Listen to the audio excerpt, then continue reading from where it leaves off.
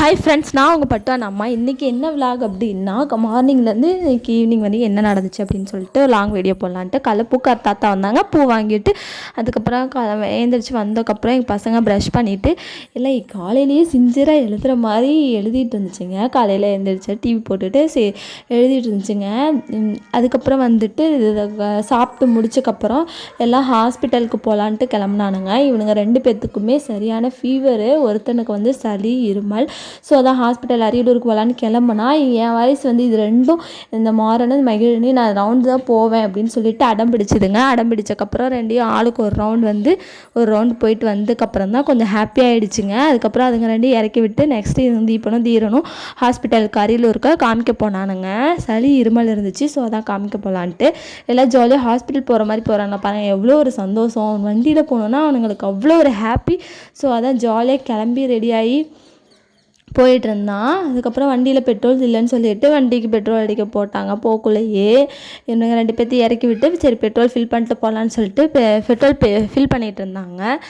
அந்த கேப்பில் வந்து இவன் என்ன பண்ணானா, என்னை வந்து விட்டுட்டு போயிடுவாங்க அப்படின்னு சொல்லிட்டு 2 பேரும் பாருங்கள் முன்னாடி போகிறானுங்க. அந்த பைக்கில் போகிறது பசங்களுக்கு மேக்ஸிமம் பசங்களுக்கு ஒரு கிரேஸு. இந்த பொண்ணுங்களை விட பசங்களுக்கு ரொம்ப கிரேஸு. யாரெல்லாம் ஃபீல் பண்ணியிருக்கீங்கன்னு சொல்லுங்கள். அதுக்கப்புறம் வந்து சோறு தான் ரொம்ப முக்கியம் பிகிலுன்ற மாதிரி வந்து அதுக்கப்புறம் அரியலூருக்கு வந்தக்கப்புறமா நம்ம எப்பயும் சாப்பிட்ற போண்டா கடையில் போண்டா சாப்பிட்டாங்க. சாப்பிட்டுட்டு ஹாஸ்பிட்டலுக்குள்ளே போனாங்க. இந்த ஹாஸ்பிட்டல் தான் போயிட்டு அனிருத் ஹாஸ்பிட்டலில் இந்த ஹாஸ்பிட்டலில் போயிட்டு காமிச்சிட்டு வந்ததுக்கப்புறமா மதியத்துக்கு வந்து நான் ப்ரிப்பேர் பண்ணேன். இந்த மணத்தக்காளி வத்தல் குழம்பு. அதுக்கு வந்து மணத்தக்காளி எடுத்து வச்சுக்கணும். அதுக்கப்புறம் வெங்காயம் தக்காளி எல்லாத்தையும் சின்ன சின்னதாக கட் பண்ணிவிட்டு ஒரு பாத்திரம் வச்சுட்டு அதுக்குள்ளே வந்து இந்த நல்லெண்ணெய் தான் போடணும். நல்லெண்ணெய் போட்டுட்டு நல்லெண்ணெய் ஊற்றிட்டு கொஞ்சம் ஒரு 4 ஸ்பூன் ஊற்றிக்கணும். ஊற்றிட்டு கடுகு போட்டு கடுகு பொரிஞ்சதுக்கப்புறமா வந்து பூண்டு, அதுக்கப்புறம் வந்து கொஞ்சமாக அந்த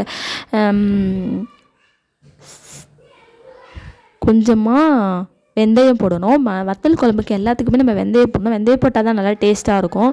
வெங்காயம் நல்லா வணங்கினக்கப்புறமா நல்லா ஃப்ரை ஆகணும், கோல்டன் ஃப்ரை ஆகிற மாதிரியே. அதுக்கப்புறம் வந்து இதுக்கு வந்து தக்காளி வந்து அடித்து போட்டுக்கணும். நான் வந்து ஒரு தக்காளி 2 தக்காளி எடுத்துக்கிட்டேன். நல்லா மிக்சியில் போட்டு அடிச்சுட்டு நல்லா வெங்காயம் ஃப்ரை ஆனதுக்கப்புறமா உப்பு கொஞ்சம் போட்டுட்டு நல்லா வெங்காயம் ஃப்ரை ஆகினதுக்கப்புறமா அந்த நம்ம அடித்து வச்சுருந்த பேஸ்ட் எடுத்து ஊற்றிட்டு நல்லா அது நல்லா கொதிக்கணும். கொஞ்சம் நல்லா ஆயிலே நல்லா கொதிக்கணும்.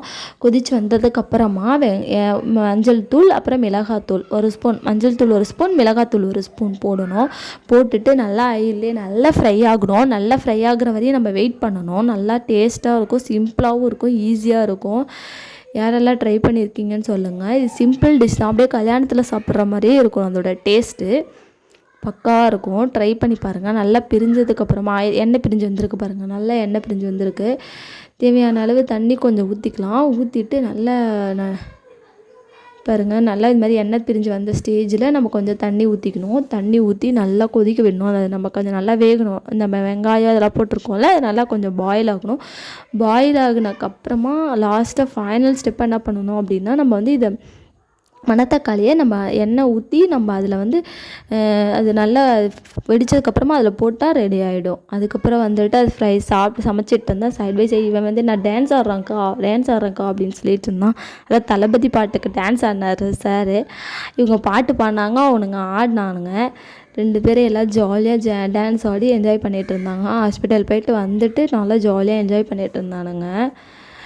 பாட ஆடிட்டு இருந்தானுங்க. இவங்க உட்காந்து ஸ்டெப் போடுறாங்களா, இவங்க நின்றுட்டு ஆடிட்டுருக்காங்களாம். ஜாலியாக என்ஜாய் பண்ணிகிட்டு இருந்தானுங்க. தேங்க்யூ ஃபார் வாட்சிங். Please subscribe.